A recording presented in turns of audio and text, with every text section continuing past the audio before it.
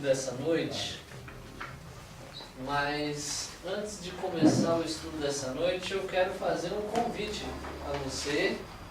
Deixa eu ver se vai dar certinho. Foi.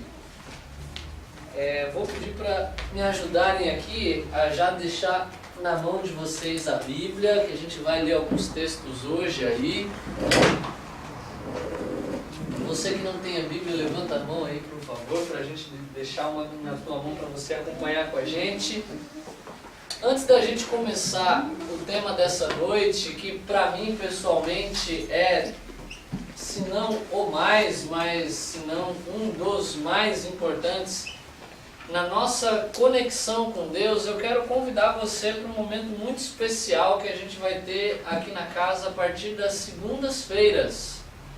A gente tem tido aqui momentos especiais de estudo da Palavra de Deus, de reflexão da Palavra de Deus. A gente tem visto aqui nos nossos últimos encontros, nas quintas-feiras, como que a gente pode melhorar a nossa conexão com Deus e com o semelhante.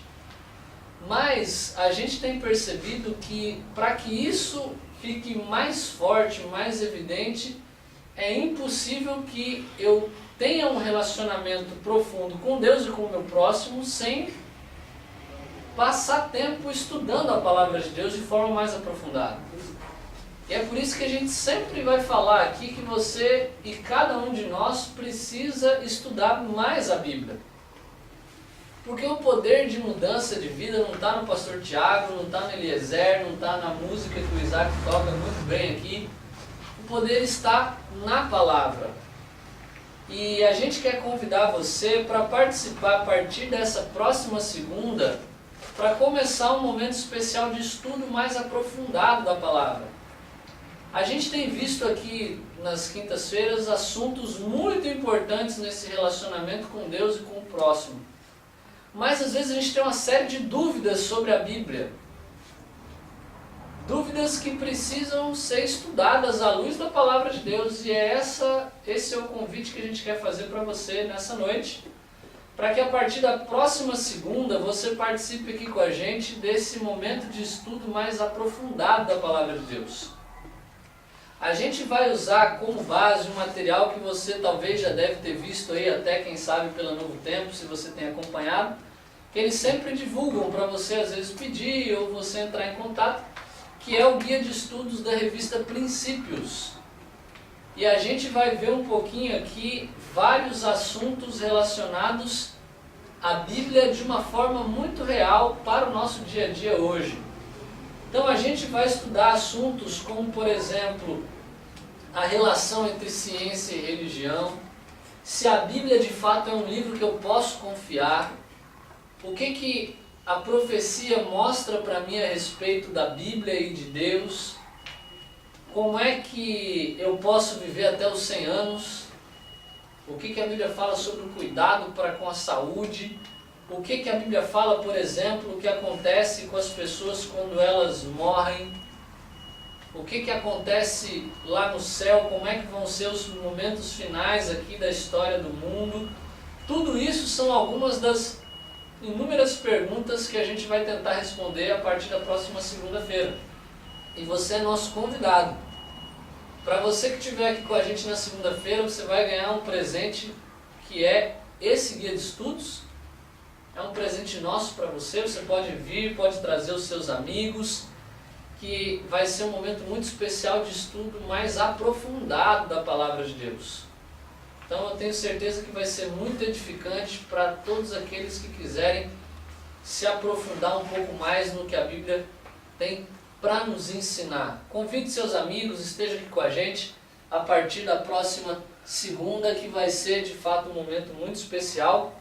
A gente está encerrando agora o estudo, encerrou segunda-feira agora o estudo do livro de Daniel, que foi um estudo muito aprofundado também. E agora a gente vai entrar nesses temas mais complexos da Bíblia e no que eles ensinam para a gente. E hoje a gente vai... Opa! Me sabotou aqui. Vamos voltar. Deixa eu ver aqui. Agora voltou. Hoje não é só na segunda-feira que você vai ganhar um presente, hoje também, né? Hoje eu tenho um presente para você. Alguém aqui não gosta de ganhar presente? Sendo bem sincero, alguém aqui não gosta? É mais fácil fazer essa pergunta do que a outra, né? A outra é meio óbvia, né? A grande maioria das pessoas gosta de ganhar presentes. Eu gosto demais de ganhar presente. Fica a dica aí, né? Se você quiser me dar alguma, estou aceitando, por mais que o meu aniversário ainda leve um tempinho, é só em janeiro. Mas presente não tem hora. É gostoso a gente dar presente, é gostoso a gente receber presente. Eu só não dou mais presente para aquela mulher que está ali atrás porque eu não tenho dinheiro, porque senão dava um todo dia. Gosto de dar presente para ela, não dou tanto quanto eu gostaria. E eu sei que ela gosta também de dar uns mimos de vez em quando, até quando a gente menos imagina. Fazendo uma propaganda boa agora, né? Eu gosto de ver. Eu tô aprendendo, tô aprendendo. Ele dá bons presentes. Ai, um presentão. Esse aí foi um presente que realmente ela não estava esperando nem pouco, mas que tem sido talvez o melhor presente que a gente já ganhou até hoje. Deus, esse realmente foi um presentaço. E você já parou para pensar qual foi o melhor presente que você já ganhou? Faz aí uma retrospectiva mental aí. Eu imagino que você, o Eliezer, já deve ter ganhado vários bons presentes, né? Eliezer, você lembra qual foi o melhor presente que a Elisete te deu ou não? Todo dia com a sua presença. Ô, louco! Por isso que eu falei que eu estou aprendendo com Sou ele. obrigado a, né? Hein? Rapaz, você Gostou dessa? eu me inspirei agora. Inspirou, né? Não podia chegar em casa, mulher. Isso agora você vê aí. Mas Mas, olhando ainda. o presente que ela me deu realmente são palavras. Né? Que você Foi vê. quando ela disse Ela sim, marca, né? exatamente. Entrou Foi numa quando roubada, né? Ela falou assim, depois que nós casamos, ela falou, eu te amo. Aquele amor foi, né? Depois de fazer, não. Não, isso aí não é casamento, não. Os casamentos não valem, o casamento é que vale, né? Mas ela já me deu vários presentes. Mas olha, eu tenho um presente realmente que eu nunca esqueci na minha vida. Eu ganhei mais ou menos aos 8 anos de idade do meu pai. Do meu pai, rapaz. Olha, coisa maravilhosa. E meu pai chegou em casa, eu morava no subúrbio, e tínhamos naquele tempo as casas ali, tinham aqueles terrenos muito grandes. Meu pai chegou com uma chuteira de futebol, uma bola para mim e uma meia de futebol, rapaz. Rapaz, eu peguei aquele presente com tanto amor, eu usei aquele presente, eu fiquei até 10 horas da noite com aquele presentinho, calçado de chuteiro, eu nunca mais, foi um momento marcante. Foi mesmo, que Porque eu tô falando o isso. meu pai, não, porque o meu pai não é só isso, né? Tem outras coisas na tua vida. Não, mas marcou. Mas o que acontece é o seguinte, meu pai era farmacêutico. E a vida dele, naquela época de farmacêutico, era praticamente dentro de uma farmácia. Que ele manipulava essas coisas assim, né? O farmacêutico naquela época era quase médico, né? Então, ele comerciante, então chegava muito tarde de casa. Então, até os domingos tinha trabalho. E esse foi um momento especial, que ele foi comigo ali, me deu aquela bola, aquela chuteira, né? Todo aquele complemento, aquilo foi maravilhoso para mim, interessante, né? Nunca mais esqueci. Foi um grande presente da minha Foi o vida. presente que mais te marcou. Foi. Você falou da tua experiência infantil, eu gosto de ouvir criança, né? Criança tem uma sinceridade, vou botar o Isaac, acho que agora aqui numa roubada. Vou perguntar para a filha dele, como é que é teu nome mesmo? Yasmin, qual foi o melhor presente que teu pai te deu? Se é que ele já deu algum presente legal pra você. Senão você pode falar também, olha, tá meio precisando dar uma melhorada aí. Ou ele já te deu algum presente bem bacana que você fala assim, pô, esse aqui foi o que eu mais gostei. O arco e flecha. Um arco e flecha, você fica atirando nele de vez em quando ou não? Não é. Eu acho isso fantástico. Às vezes a gente pensa que presente tem a ver com valor, né? Que tem a ver com ser caro, e nem sempre os melhores presentes que a gente ganha são os mais caros. Às vezes eles têm a ver com o sentido por trás daquilo que eles vêm. Às vezes eles têm a ver com um momento especial. E hoje a gente vai ter a oportunidade de ver um pouquinho sobre um presente que está disponível a todo mundo, que na verdade é o maior e melhor presente que Deus pode oferecer para a gente. Mas antes da gente entender um pouquinho sobre esse presente, antes da gente entender o que Deus deu para a gente precisa entender qual é a nossa situação. Porque pensa bem, dentro da perspectiva que a gente vive hoje, a gente vive na tão famosa meritocracia, não é verdade? Já ouviu falar de meritocracia? Se você faz coisas boas, você vai o quê? Colher coisas boas. Você ganha coisas porque você correu atrás para que você alcançasse. Eu não sei você, mas de vez em quando eu era criança, meu pai ele me dava um presente que eu passava de ano. Já aconteceu isso com vocês também? E se não passasse, tirasse nota vermelha, a casa caía, né? O chinelo cantava. Eu já vi um olhar ali, eu percebi que o negócio acontece hoje, tá vendo? Não? Acontece, rola isso aí. A gente vive num contexto muito forte dentro desse sentido quando se refere a presente. Eu ganho um presente no final de ano porque eu estudei, eu ralei, eu fiz por onde e aí eu ganhei um presente. Você quer ver um conceito muito forte, por exemplo, dentro da ideia do Papai Noel? O Papai Noel ele dá presente para quem? As crianças boas. Para a criança que é boazinha. A criança que se comportou mal, ela não ganha presente. Presente no nosso contexto hoje tem muita relação com mérito. Eu faço por onde e aí eu ganho. Eu sou um bom funcionário, eu ganho de presente do meu chefe um aumento. Dentro desse sentido, presente deixa de ser presente e passa praticamente a ser recompensa. A gente muitas vezes confunde essas duas coisas. Presente com recompensa. Se eu recebo, é porque eu mereço. É porque eu fiz por onde. Quando a gente trata de um assunto chamado salvação, isso parece que se torna ainda mais e mais forte. Porque quando o assunto é salvação, na cabeça da maioria das pessoas, eu recebo de Deus o presente da salvação não como um presente, mas como um resultado, como uma recompensa. Isso é porque a gente costuma ter uma compreensão muito positiva a respeito da gente. A gente costuma achar que todo mundo é ruim, menos a gente. Que na verdade a gente não é tão ruim quanto a gente pensa que é. Que isso, eu sou uma pessoa boa. Não matei, não roubei. Vivo uma vida honesta lá no meu trabalho. Eu não traio a minha esposa. Eu não xingo meu chefe mesmo quando ele me trata mal. Eu devolvo os meus impostos de forma correta. Eu sou uma boa pessoa. Então, dentro dessa perspectiva, eu costumo achar que no que se refere à vida eterna, se eu sou uma boa pessoa, eu mereço para onde? Para o céu. São poucas pessoas que quando olham para elas pensam o seguinte: eu sou um miserável mesmo, eu não mereço ir para o céu. Se você perguntar para a grande maioria das pessoas, uma rápida entrevista, você se considera uma boa pessoa? Ele vai dizer que sim. Se você perguntasse para ele, se você morresse hoje, você acha que você iria para o céu, para o inferno? Como é que é? Não, para o céu com certeza. Porque a gente sempre costuma pesar a gente com uma balança diferente da forma como a gente pesa as outras pessoas.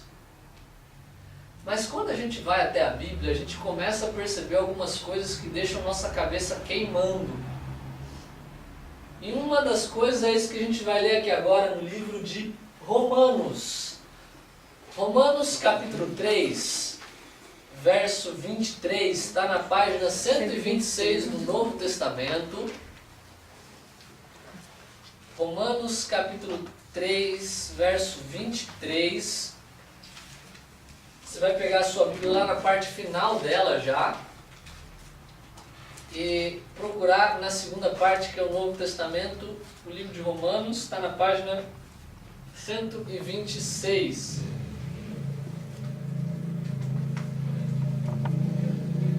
Romanos capítulo 3, verso 23. Alguém gostaria de ler para a gente? Pois todos pecaram. Pode ler de novo? Pois todos pecaram e carecem da glória de Deus. A moto passou bem na hora ali, atrapalhou um pouquinho. Mas esse texto ele mostra pra gente algo muito perturbador. A condição que todo mundo tem de pecador. O texto bíblico não fala que só um ou outro pecou. Ele fala o quê? Todos pecaram. A gente costuma ter uma ideia muito errada com relação a pecado. A gente costuma achar que pecado tem a ver com atos. Então, se eu não cometo tantos atos ruins, automaticamente eu costumo achar que eu sou uma pessoa o quê? Boa. Mas, quando eu olho para a Bíblia, eu vejo que a Bíblia ela coloca todos os seres humanos no mesmo patamar. Ela fala o seguinte: todos pecaram e estão destituídos ou carecem da glória de Deus. Pelo simples fato de que o pecado ele nos separa de Deus. E quando eu vejo na Bíblia o que é pecado, o pecado ele vai muito além de ato. O pecado tem a ver com condição. Pecado não tem a ver simplesmente com aquilo que eu faço ou deixo de fazer. Pecado tem a ver com a minha natureza que gosta exatamente daquilo que é contrário à vontade de Deus. Pode ser que você esteja pensando assim: eu ainda acho que eu não sou uma pessoa tão ruim assim. E é normal. A gente não gosta de ser confrontado com a nossa própria natureza. Mas eu quero ler mais alguns textos com vocês. O próximo se encontra 2 capítulos depois. Romanos capítulo 5 está na página 127, a página do lado. Romanos capítulo 5, verso 6, 7 e 8. Quem pode ler para a gente esses 3 versos aí? Romanos capítulo 5, versos 6, 7 e 8. Porque Cristo, quando nós ainda éramos fracos, morreu a seu tempo pelos ímpios. Dificilmente alguém morreria por um justo, pois poderá ser que pelo bom alguém se anime a morrer. Mas Deus prova seu próprio amor para conosco pelo fato de ter Cristo morrido por nós, sendo nós ainda pecadores. Você conseguiu entender o que esse texto está dizendo? Deixa eu fazer uma pergunta aqui. Quantos aqui são pais ou mães? A grande maioria. Você entraria na frente de um revólver para proteger o seu filho de uma bala? Alguns talvez já pensando, deixa eu ver se ele está mesmo no lugar. Eu acredito que a grande maioria, ou praticamente todos os pais, com algumas exceções de alguns pais aí, mas se você fosse analisar todos os pais aí praticamente, teriam coragem de entrar numa bala para que o seu filho não fosse atingido por ela. Você teria coragem de tomar uma bala no peito pelos seus pais? Já que nem todos são pais, mas todo mundo é filho, né? Você teria coragem de tomar um tiro no peito pelo seu pai, pela sua mãe, pelo seu irmão? Olha, ali estaria, ó, difícil achar criança nessa idade que aceitaria. Parabéns, você é uma pessoa muito legal mesmo. Você tomaria um tiro por um amigo? Aí já, aí a situação começaria, talvez eu já teria que fazer uma boa análise de quem são meus amigos, né? Se de fato ele realmente mereceria que eu entrasse na frente de um revólver. Nem todos estariam dispostos a morrer pelos amigos. Alguém aqui estaria disposto a entrar na frente de uma arma por um cara que se encontra preso hoje lá no complexo de Bangu? Entrar na frente ou para trás? Já muda a perspectiva, né? Imagina que você um dia se deparasse com o Fernandinho Beiramar, ele está fugindo da cadeia, e aí a polícia está indo lá atrás dele, e de repente você se encontra na rua com ele. Pode estar na frente. Ela já está antecipando já o exemplo, né? Imagina então que você não ia muito menos, né? Imagina que se a polícia apontasse o revólver para ele, olha, para ou você morre, e ele continuasse andando e a polícia fosse atirar, você jamais se jogaria na frente deles e dizendo, não, por favor, não matem o Fernandinho Beiramar. O cara é um ser humano, né? Ele é um ser humano como outro qualquer, você faria isso? Por que não? Porque ele é um bandido, ele mata um monte de gente, já matou um monte de gente, pode matar até a mim, minha família. Então, em nome da minha família, eu não me colocaria na frente. Alguém aqui estaria disposto a tomar uma bala pelo Eduardo Cunha? Pra minha família. Mais dois pastor. Igual em vídeo. Ele está exigindo demais. Pela Dilma? Não. Falta chegar na sogra, aí tu Eu não vou nem entrar nesse mérito para não ter problemas familiares então. tá evoluindo. Você começa a perceber, Né, Isaac? A sogra está no mesmo nível. na nossa compreensão existem pessoas que valem a pena o nosso sacrifício e existem algumas que não valem o mínimo esforço. O que a Bíblia está dizendo para a gente é que Cristo, ele esteve disposto a morrer por todos os seres humanos, independentemente de quem fossem. É exatamente isso que a Bíblia está dizendo para nós. Porque ela fala o seguinte: dificilmente alguém morreria por um justo. É possível que você não pense duas vezes em entrar no lugar da morte, de oferecer a sua vida para que o seu filho, para que seu pai, para que um ente querido viva. Mas dificilmente alguém morreria por um justo. Por alguém que você pensa o seguinte: esse cara vale a pena permanecer vivo, então eu estou disposto a dar a minha vida para que ele continue vivo. Imagina por alguém ruim.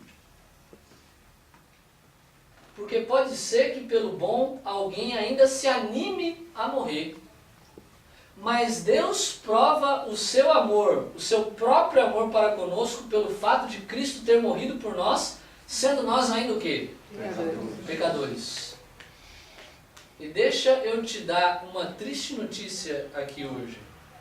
Sabe o que muitas vezes diferencia nós, não vou nem dizer você, eu vou dizer nós, porque eu me incluo também, do Fernandinho Beiramar, do Eduardo Cunha, da Dilma, do Lula, do Aécio, da sogra. Muitas vezes nada mais é do que uma questão de oportunidade,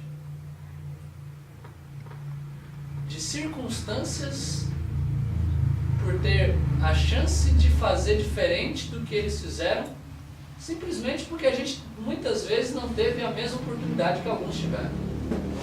Isso se torna ainda mais claro quando a gente entra na esfera política. Mas é interessante que a gente costuma analisar as coisas dentro do sentido de ato. Você pode pensar: pastor, eu não sou como o Fernandinho Beiramar. Eu nunca matei ninguém. Eu não sou como aquele cara que trai a esposa todo final de semana, ou aquela mulher que trai o seu marido a cada oportunidade quando ele sai de casa para o trabalho. Eu não sou uma pessoa tão ruim assim. É interessante que quando você vai à Bíblia, você vê que Cristo ele dá uma definição de natureza humana e de pecado muito mais abrangente do que a gente está acostumado. Cristo ele configura o pecado não apenas no sentido do ato, mas no sentido da intenção. A gente chama de adúltero uma pessoa que é infiel no seu casamento. A gente chama de assassino uma pessoa que tira a vida do outro. Mas quando eu vou ao Evangelho, meu amigo, eu tenho surpresas completamente desagradáveis para mim. Quando eu olho o que Cristo fala com relação à moralidade que Ele espera da gente, eu vejo que eu sou miserável.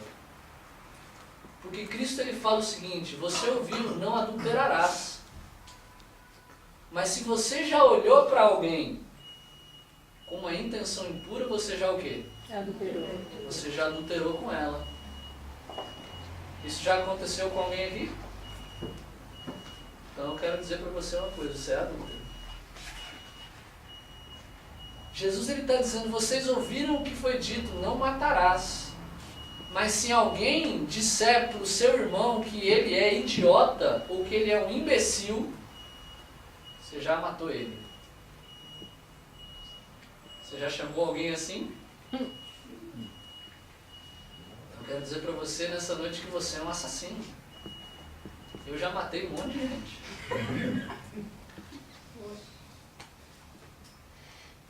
A Bíblia, quando ela trata de pecado, ela vai muito mais a fundo. Eu percebo que eu sou mentiroso, eu sou adúltero, eu sou assassino, eu sou um ser humano horrível. E é exatamente por isso que eu sou destituído da glória de Deus, ou que eu careço da glória de Deus, porque eu sou pecador. E a Bíblia ela me apresenta que quando eu ainda era pecador, Cristo olhou para mim e falou: vale a pena morrer por esse infeliz. Mesmo ele sendo esse poço de desgraça, eu ainda quero oferecer para ele graça. A gente costuma comparar-se com as outras pessoas, mas só nós mesmos sabemos aquilo que vai no íntimo do nosso ser. E quão ruins são muitas vezes os nossos pensamentos. Eu tenho certeza que se as pessoas pudessem ver aquilo que passa na nossa cabeça, a gente tomaria um cuidado triplicado com aquilo que a gente pensa. Com relação aos outros, com relação a nós mesmos. É por isso que a Bíblia mostra para a gente de uma forma muito clara qual é a nossa condição. E se a gente não entender a nossa condição, a gente não vai entender por que a gente precisa tanto de graça. Porque quanto mais eu olho para mim, mais eu percebo que a minha situação é horrível. Que eu me encontro num quadro que eu não consigo resolver o meu próprio problema. Mas graças a Deus, que a Bíblia diz que Cristo, quando nós ainda éramos fracos, morreu a seu tempo pelos ímpios. E que Deus prova o seu próprio amor para conosco pelo fato de ter Cristo morrido por nós quando nós ainda éramos pecadores. A Bíblia apresenta para nós que, mesmo nós estando na condição que estávamos, Deus ele resolve fazer algo que dificilmente nós teríamos coragem de fazer. O Evangelho de João fala para a gente, está na página 78 do Novo Testamento. Eu acredito que muitos sabem até esse verso de cor. Aquilo que Deus fez para o ser humano. João capítulo 3, verso 16. A Bíblia fala o quê? Que porque Deus Amou o mundo de tal maneira que deu seu Que filho deu o seu Filho unigênito para que todo aquele que nele crê não pereça, mas tenha vida eterna. o que Deus está disposto a oferecer para a gente? A vida eterna. Vida eterna. E isso só é possível porque Ele ofereceu seu Filho.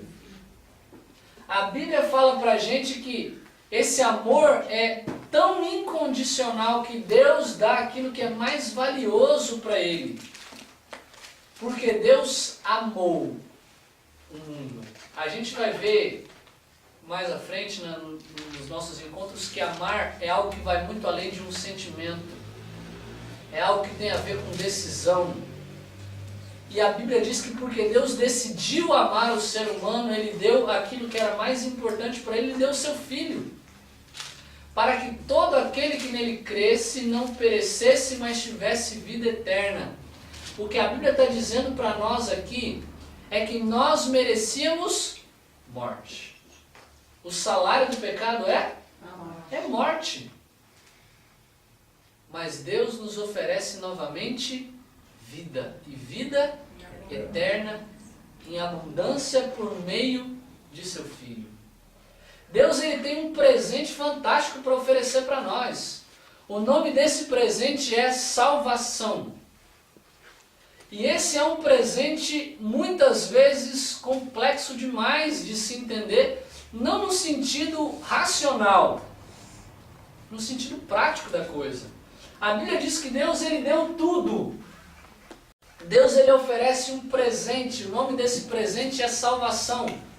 E a pergunta que a gente vê agora é como que eu posso fazer? Qual é a fonte desse presente? Olha só, vamos ler o que fala em Efésios. Avança um pouquinho aí no Novo Testamento, você vai passar Romanos de novo, Coríntios, Gálatas e Efésios. Está na página 159 do Novo Testamento. Efésios capítulo 2, verso 8 a 10. Quem pode ler esse texto para a gente? Efésios capítulo 2, versos 8 a 10. Porque pela graça sois salvos, mediante a fé.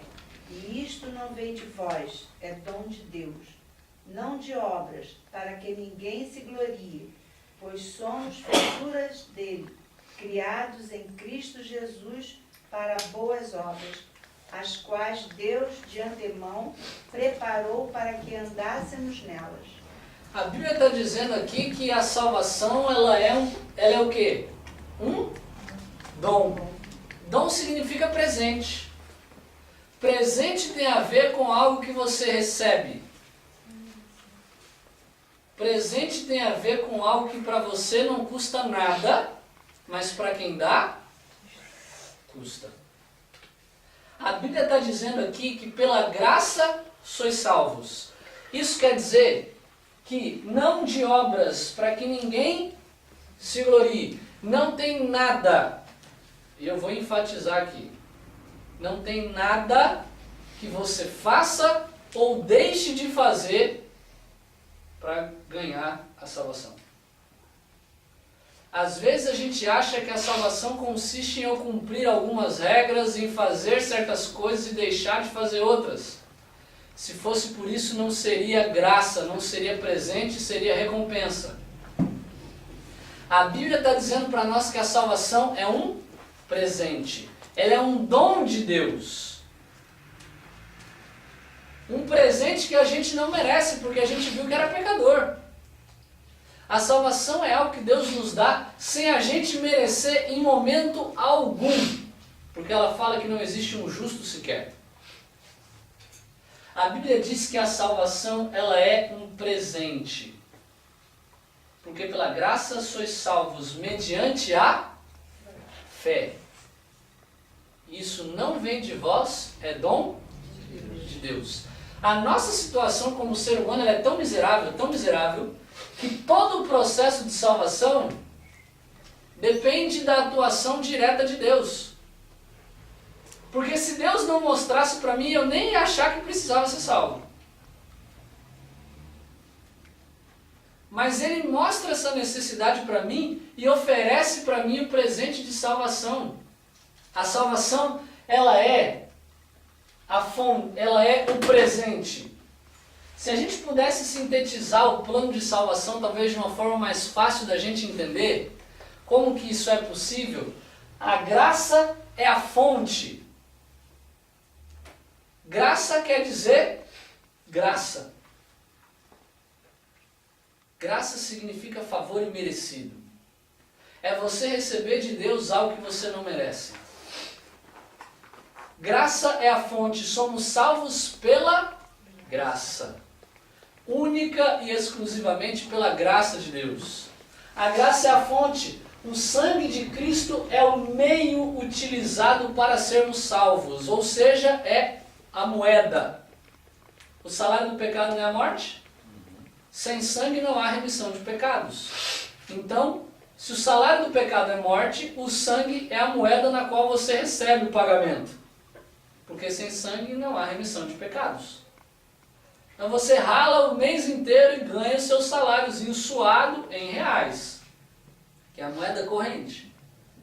Quando a gente fala de salvação, a graça é a fonte. O sangue é o meio pelo qual você é salvo. O seu sangue não vale nada. E era isso que era exigido de você. Mas Cristo oferece o sangue dele no seu lugar, para que você pudesse experimentar a vida que é dele. A graça é a fonte, o sangue é o meio, a fé é o método de recebimento da salvação. E é aqui que entra talvez o único fator humano em todo o processo. Porque sem fé é impossível agradar a Deus. A fé é a maneira pela qual eu recebo a salvação. Vou dar um exemplo aqui. É pouco, mas é de coração. Eu tenho aqui R$5. Se eu falar que eu vou dar esses R$5 aqui, alguém acredita sim ou não? Alguns acreditam, alguns não acreditam. E outros duvidam. E outros duvidam. Se eu falar que eu realmente vou dar esses R$5, para quem quiser esses R$5, eu sei que para alguns aqui isso aqui não é nada, é o troco do pão, mas para mim pesa um pouquinho. Alguém acredita que esses R$5 pode ser seu? Depende. Depende, sim, não. Depende do quê? De quem você escolhe. De quem? E se eu falasse que eu não escolho ninguém? Fica pra você. Ou Que... pra igreja. Interessante, eu não tinha visto por esse ano. Mas na verdade, Vai dar em troca, né? eu não vou dar em troca de nada, eu também não escolho ninguém para dar. Isso aqui tá para quem quiser pegar. Sai aí. Hã? É só levantar e pegar. Sai aí. Aí eu acredito pegar, vai ser meu. E alguém acredita que esses R$5 é seu? Sim. Não. E por que ele ainda está na minha mão? Ah, então, tchau. Não foi pegar. Pegou. Beleza. Quase que botei. Quase perdeu um telefone que vale muito mais do que dois. Não tem problema, ajudou a entender o conceito aqui. Será que ela vai devolver? Não. Perdeu. Logicamente que R$5 não dá nem para comparar com a graça. Uma vez eu fiz isso, cara, com o único troco que eu tinha no meu bolso era 10 numa sala de ensino médio. E para adolescente R$10 ainda é muita coisa, né? Eu me lembro quando eu fiz essa pergunta numa sala de aula, a reação foi a mesma. Quando a gente fala de presente, existem sempre aqueles que acreditam que pode ser dado. Existem aqueles que não acreditam. Existem os que duvidam. A grande maioria alguns acham que talvez seja para alguns poucos escolhidos a dedo, né? Não, vou dar para aquele, não. O processo de salvação ele está disponível a qualquer um. Se eu pegasse talvez agora uma nota de R$100, acho que a fila seria um pouco maior, né? Mas talvez se eu fizesse com a de 100 primeiro, a incredulidade ainda seria ainda maior. Você conseguiu perceber onde é que entra a fé no meio desse processo? Ou não? Adianta alguma coisa você acreditar que esse dinheiro pode ser seu e ele continuar aqui na minha mão? Ele só é seu quando? Quando você está disposto a largar e derrubar o celular e vir aqui. A salvação acontece mais ou menos da mesma forma. Muitas vezes quando Deus fala, eu estou dando para você vida eterna, filho. muitas vezes a gente pensa assim, cara, isso é fantástico, eu acredito nisso. Às vezes a gente pensa, não, é impossível que isso aconteça.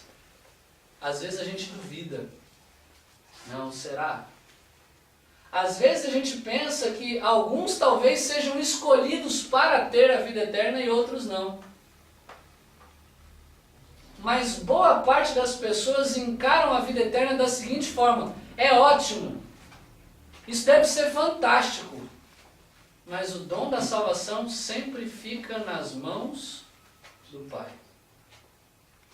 A fé é o elemento humano onde você quebra a zona de conforto e você vai até o trono da graça com confiança, como Paulo fala, dizendo o seguinte: eu creio que esse presente é meu.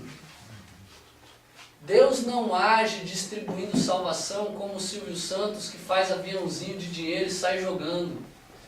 Deus não chega com a salvação e fala o seguinte: toma, que isso aqui é teu, porque Ele não dá um presente para aqueles que não querem receber. O querer receber tem a ver com a gente ir até Ele, pedindo para que Ele seja dado a nós, com a certeza de que Ele vai ser conferido.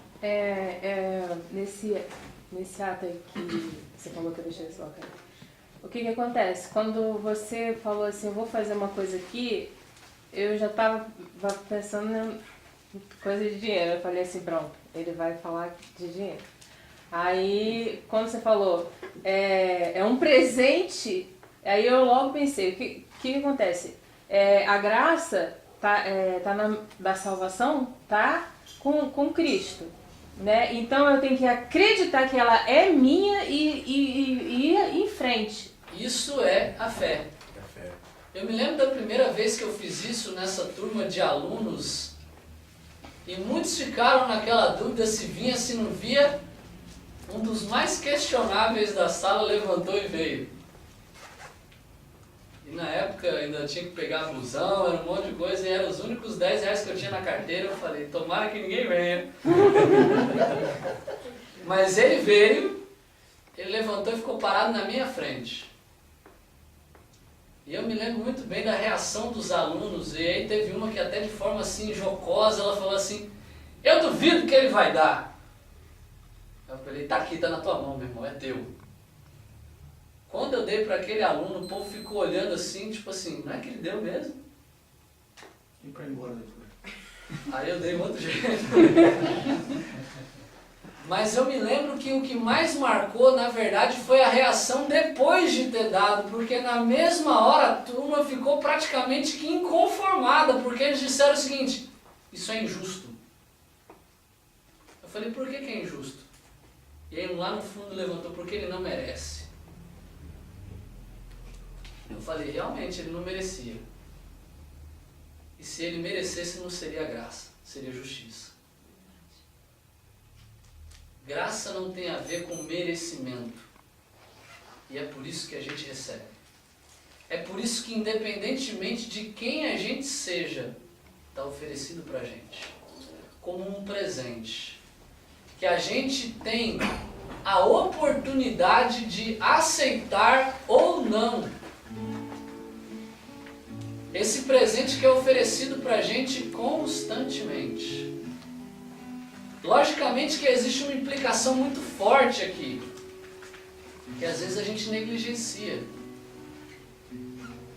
E foi o que eu falei para aquele menino depois. Eu falei, você ganhou esse presente, agora você é responsável pela forma como você vai administrar isso que você recebeu. Cristo te aceita do jeito que você é, independentemente de quem você seja e do que você já tenha feito. Mas não existe salvação sem transformação. Porque a graça é de graça, mas ela não é barata. Ela custou para Cristo, não para a gente.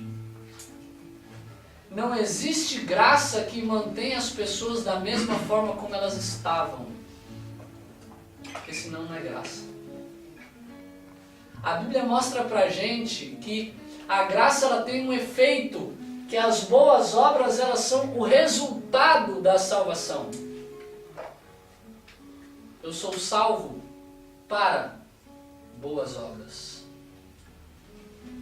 Eu quero terminar lendo o último verso que sintetiza talvez isso de uma forma um pouco mais completa, mais clara. Avança um pouquinho no Novo Testamento, você vai chegar na página 177, na carta de Paulo a Tito, onde a gente vê o que esse presente, quando ele entra na nossa vida, o que ele faz. Página 177, Tito, capítulo 2, versos 11 a 14.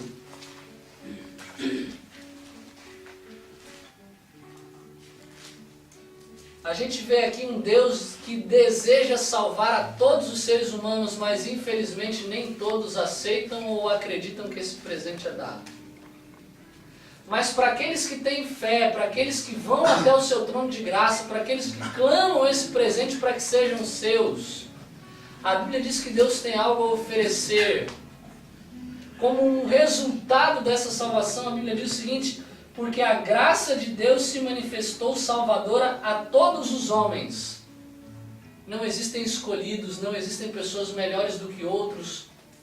Pessoas que Deus fala, esse merece a minha graça, esse não merece. Na verdade, ninguém merece e Ele oferece a todos. Infelizmente, nem todos aceitam. Mas Ele fala, educando-nos para que, renegadas a impiedade e as paixões mundanas, vivamos no presente século sensata, justa e piedosamente, aguardando a bendita esperança e a manifestação da glória do nosso grande Deus e Salvador Cristo Jesus, o qual a si mesmo se deu por nós, a fim de remir-nos de toda iniquidade e purificar para si mesmo um povo exclusivamente seu, zeloso e de boas obras. Nessa noite Deus tem um presente para te oferecer. Talvez seja um presente inacreditável, que você acha que é bom demais para ser verdade. Mas hoje Ele está querendo dizer para você que esse presente está ao teu alcance. Que independentemente do que você tenha feito, independentemente de quem você tenha sido, independentemente de quais sejam os seus pecados, sejam eles por meio de ações, por meio de pensamentos ou principalmente pela tua condição, Deus Ele conhece acima de tudo o teu coração. E Ele sabe que você não merece. Ele sabe que a única coisa que você merece é a consequência e o castigo pelos seus pecados. Mas hoje Ele está querendo dar para você um presente dizendo o seguinte: filho, mesmo sem merecer, eu quero te oferecer graça. Eu quero te oferecer salvação e eu quero te oferecer transformação. Deus, Ele nunca olha a gente por aquilo que a gente é. Ele nos olha com base naquilo que nós podemos ser nele. E hoje Ele quer te dar uma nova perspectiva de vida. Independentemente de quem você tenha sido até chegar aqui, você tenha certeza de que ao sair daqui hoje você vai ser uma nova criatura em Cristo. Você tenha certeza de que se você quiser, se você clamar e pedir, os seus pecados estão perdoados e o dom da graça é oferecido livre e abertamente a você. Você acredita nisso? Que você responda de forma positiva a essa graça.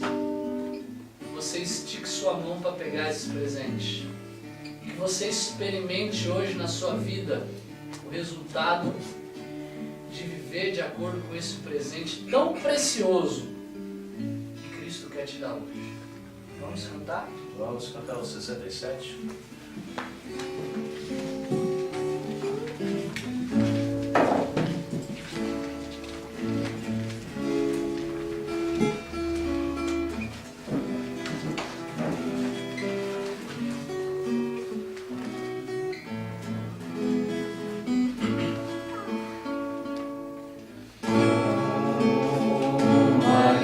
Agradecer.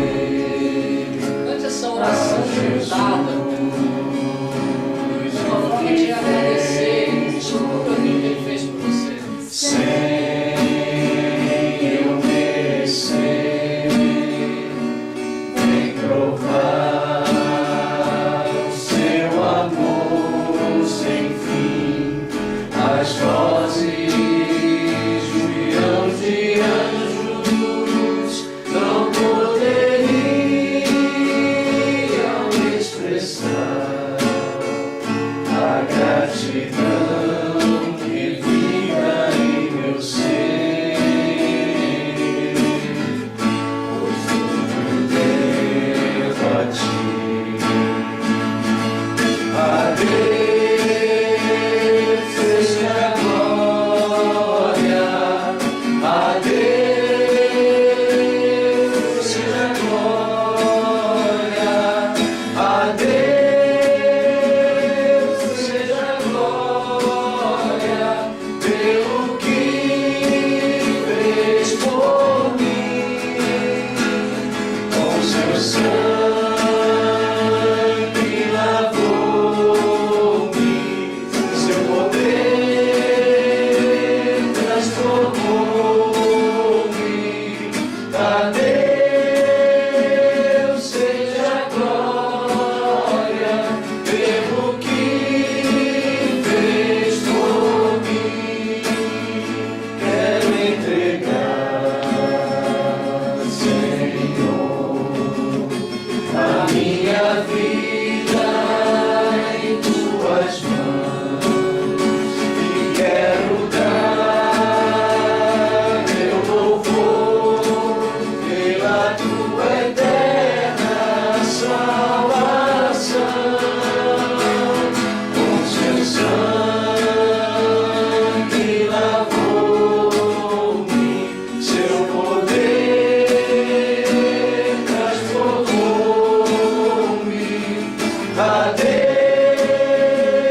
seja a glória, pelo que fez por mim. Glória a Deus. Feche seus olhos, vamos falar com Deus. Pai querido, obrigado, Senhor, porque primeiramente o Senhor nos mostra qual é a nossa condição. Às vezes a gente se acha autossuficiente, às vezes a gente se acha bom demais, mas comparados com Cristo somos miseráveis, pobres, cegos e nus. Somos pecadores que precisam desesperadamente de Tua graça. E é isso hoje, Senhor, que nós queremos Te pedir. Que o Senhor perdoe os nossos pecados, mesmo sem a gente merecer. Que o Senhor nos ofereça esse presente, Senhor. E que esse presente alcance e transforme a nossa vida em novas criaturas. Em pessoas cada vez mais e mais parecidas contigo. Aumenta-nos a fé para que nós tenhamos a convicção de que a salvação é um presente que o Senhor nos concede e que está lá. É só a gente pegar. Que possamos sair daqui leves, pela certeza de Tua graça. Animados pela certeza da transformação que o Senhor irá operar em nossa vida. Mudando os nossos pensamentos, mudando os nossos desejos, mudando as nossas ações. Para que as pessoas, ao entrarem em contato conosco, percebam que tivemos um contato contigo. É isso que nós te pedimos, Senhor, no nome do Seu Filho amado Jesus. Amém. Amém. Glória a Deus. Que Deus te abençoe.